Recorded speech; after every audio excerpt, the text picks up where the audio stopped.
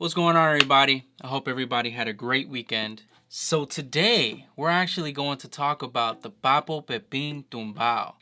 Pray for me, y'all. This is about to be crazy.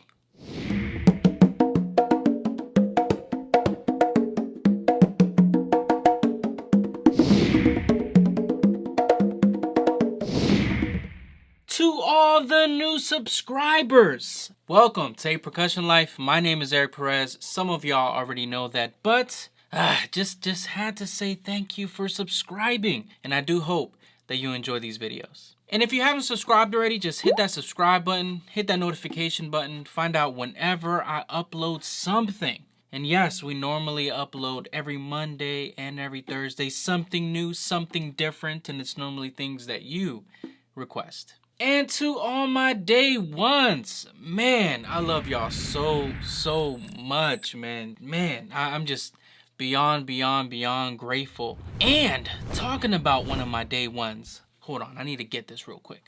Woo! Check this thing out, man. Oh my gosh. You don't understand how happy. Man, this is from a subscriber. His name is Daniel. Daniel, seriously, thank you from the bottom of my heart. Thank you so much for blessing me with your art. If you don't see it, it's me just saying those little moves, man. You just seriously, Daniel, this made my day, man. It's one of the most special things I have actually ever received, man.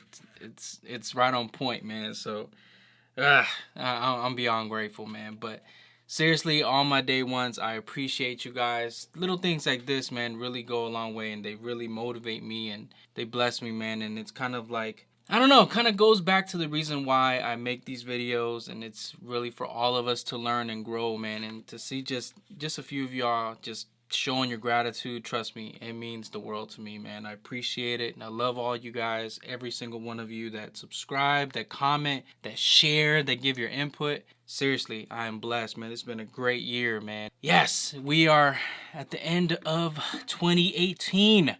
I know a lot of you guys are about to turn up, so yes, be safe, and I do hope that you enjoy this time with your family and be blessed, man. But let's get into this video. So the Papo Pepin Tumbao.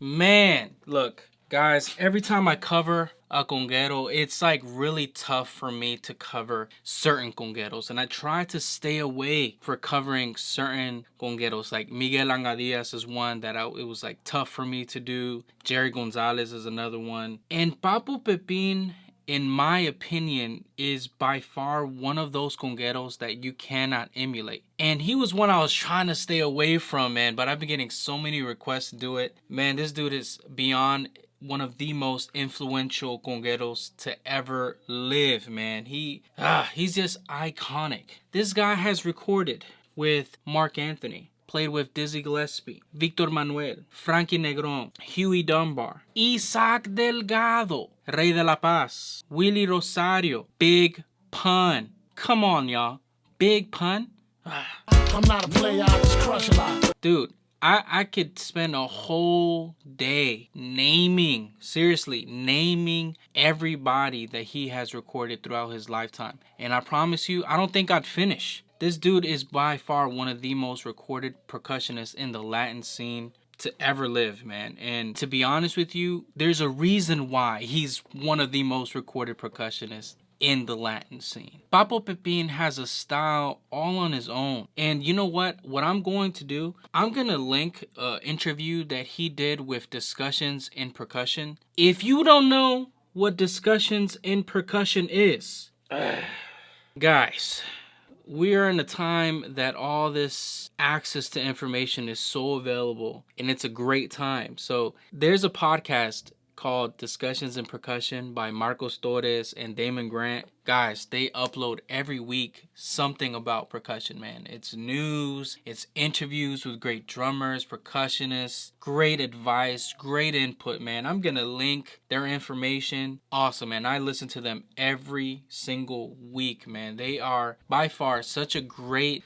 I would say tool and also form of entertainment. If you like that kind of stuff, man, if you like podcasts, if you like listening to just people kind of give their experiences, that's something that I vibe with. I love history. It's something that fuels me as a musician, that inspires me as a musician. So yes, I will link Discussions in Percussion and the interview that they actually did with Papo Pepin. And Damon Grant said this, and it's something that I think it's their 70th episode, and he said this that kind of put everything in perspective for me, because I thought this throughout the first time that I've heard Papo Pepin. A lot of you guys may not know Papo Pepin. A lot of you guys probably wondering who the heck is Papo Pepin. And I get it, because we live in an era where it's just so much mainstream, and I would say Papo Pepin was a guy that deserves so much credit to influence such a generation of percussionists, and how he would change his style and do things so differently and do things just out of the ordinary and unorthodox. His soloings and the way he would phrase certain tumbaos, it was just different, man. And Damon Grant said this, and it was funny because he said Papo Pepin is your congero's favorite congero. And I would have to put Papo Pepin in that category for just like there's a few of those congeros that like we go to just be fed certain languages that he does, and his style. It's beautiful, man. It's seriously such a beautiful art that Papo Pepin has been able to form and give.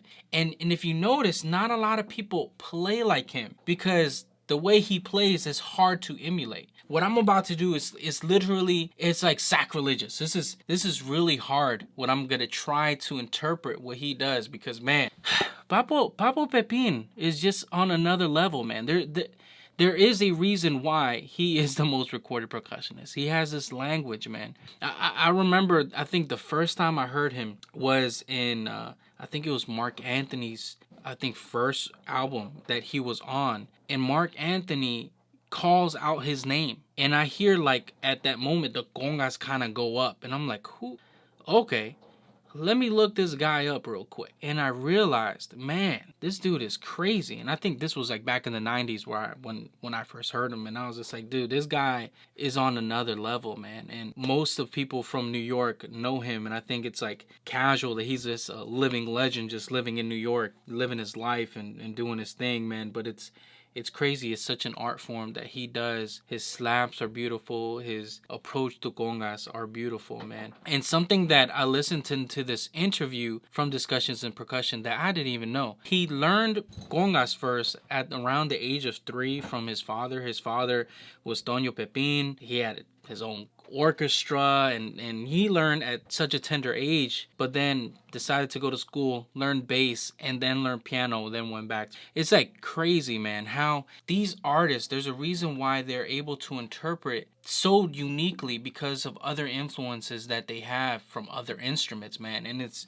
beautiful to see, and you'll see how he kind of interpreted in this tumbao that we're going to talk about today. But if you ever get a chance to listen to Papo Pepin's tones and his attack and his, I would just say how he's able to project on such a level, man. It's crazy how this living legend doesn't get as much notoriety as he should, man. I think, like, you know, I get it. We all know Giovanni Hidalgo. We all know Pedrito Martinez and Paoli Mejias. But Papo Pepin is that guy, man, that everybody should be, like, studying from, looking into his music and listening to his music and really getting into all that stuff, man. Crazy stuff. Crazy stuff. But let me show you the tumbao that really shocked me.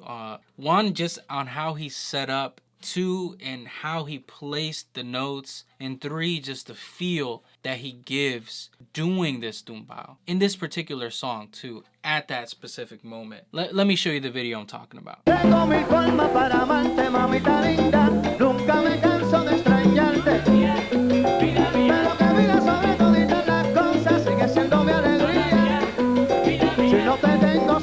I'll link the video down below. I think it's around the 2-minute mark that he starts doing this tumbao. And it's just crazy just how he places it. But let me actually show you the tumbao that he did there and then kind of break it down for you.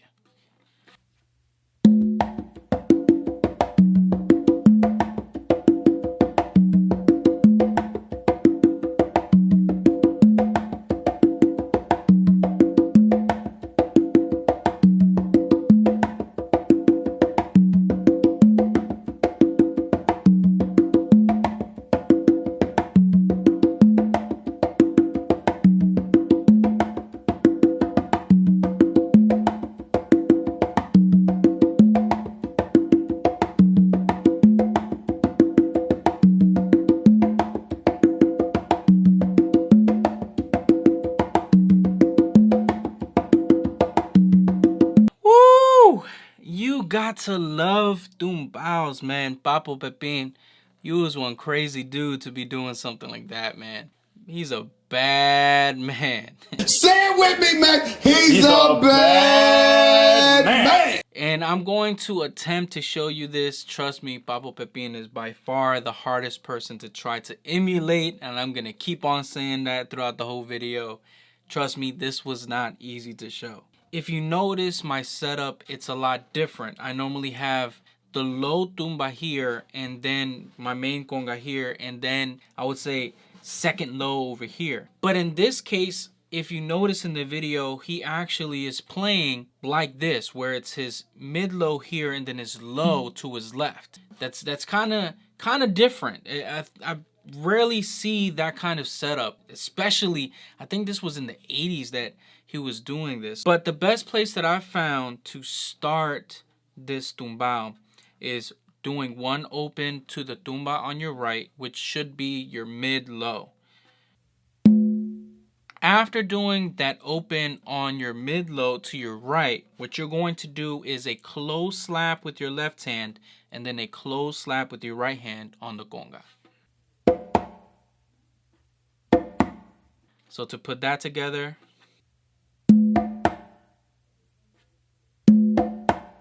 and here comes kind of like the tricky part. After you do that close slap with your right hand, what you're going to do is a slight ghost note. I think Papo Pepin actually does a slap there. Not really sure.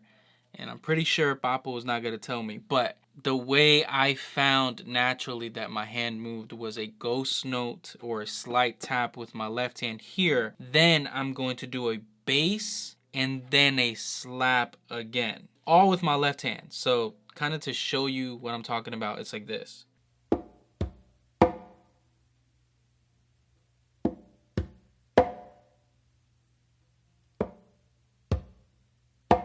And if you notice, I'm really kind of hugging just this area right here, just because Papo really didn't come to the center, not all the time. He kind of stayed in this area. If you notice him playing in this style, it's really much kind of in this center area right here. But after doing that close slap with my left hand, I'm going to do two opens with my right. So to put everything together up to this point, it's gonna sound like this.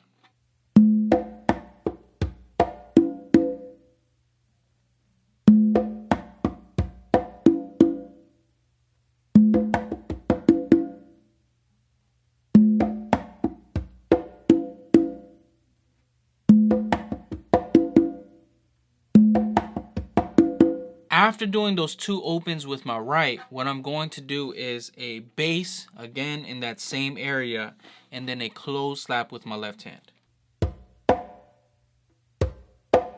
And then with my right hand, I'm going to do a close slap. So to kind of put that together, just that little segment.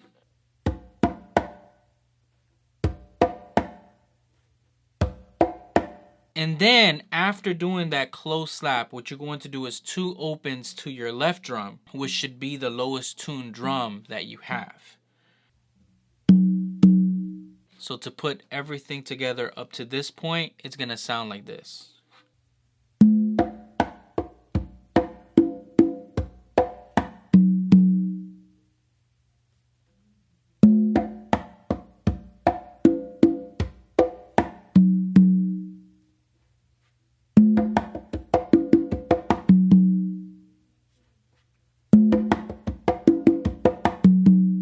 After doing those two opens, since your right hand is going to be just staying here on the conga, you're going to actually come back and do a slap tap, I would say, and then an open with your right hand and then an open with your left hand. So it's going to sound like this.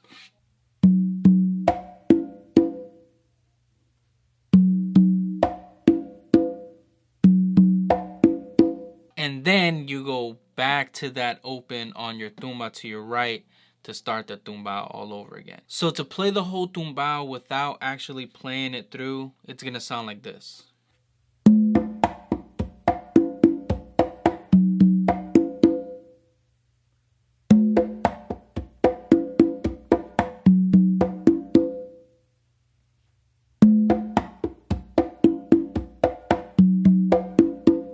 Now to play the whole tumbao through, it's gonna sound like this.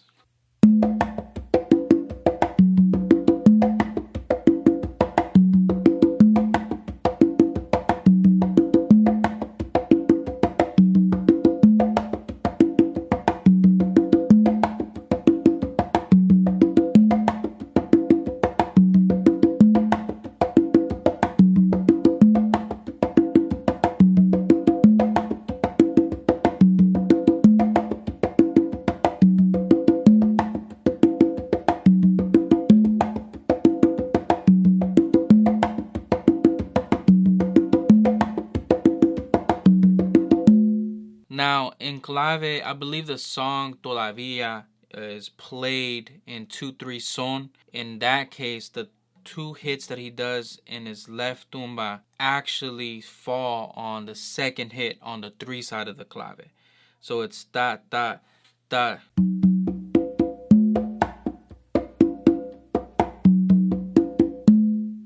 Again, it's da, da, da.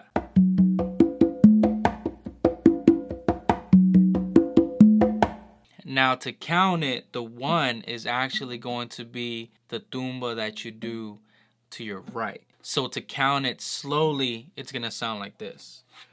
1, 2, 3, 4. 1, 2, 3, 4. 1, 2, 3, 4. 1, 2, 3, 4. You got to love it, man. You got to love it. Papo Pepin was out of the box. He was out of the ordinary. He was unorthodox, man. So these type of tumbaos, you could just see, man. His left hand was nasty, man. His left hand was crazy good and with so much feel in it. And stuff like this is the reason why. He was doing this in an actual, like, event, televised event, playing concerts. This is crazy. It's crazy, man. Papo Pepin. You gotta love Papo Pepin. You gotta love. Alright, y'all. Y'all already know what to do. Like, subscribe. I will see you guys on Thursday. Have a happy new year. Turn up. Get crazy. Stay safe. Be blessed. Go to church. Do something good. Alright, y'all. Love y'all. Take care, man. And I will see you next year. That joke never gets old. That joke never gets old.